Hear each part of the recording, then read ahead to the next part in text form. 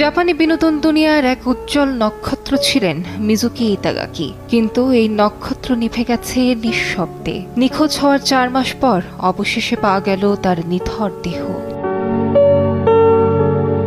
জানুয়ারির শেষ দিকে নিখোঁজ হন 24 বছর বয়সী এই অভিনেতা। টোকিও থেকে উদ্ধার করা হয় তার মরদেহ। গত বছর থেকেই মানসিক স্বাস্থ্যজনিত সমস্যায় ভুগছিলেন মিজুকি, তবুও থেমে থাকেননি। অভিনয় করে গেছেন, হাসি মুখে দর্শকদের আনন্দ দিয়েছেন। তবে নিয়তির নির্মমতায় থেমে গেল তার জীবন যুদ্ধ।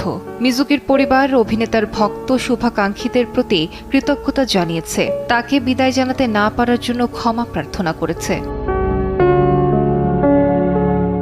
মিজুকি ইতাগাকি মাত্র 10 বছর বয়সে স্টারডাস্ট প্রমোশনের মাধ্যমে রিয়েলিটি শোতে প্রবেশ করেন। তার ক্যারিয়ারের টার্নিং পয়েন্ট আসে Ushijima the loan shark part 2 এ অভিনয়ের মাধ্যমে। এরপর একে একে এসেছে Hibiki, love stoppage time, in house marriage honey. সবগুলোতেই ছিল তার প্রাণবন্ত অভিনয়, তার উচ্ছ্বাস। আলিশা ইসলাম, সময় সংবাদ।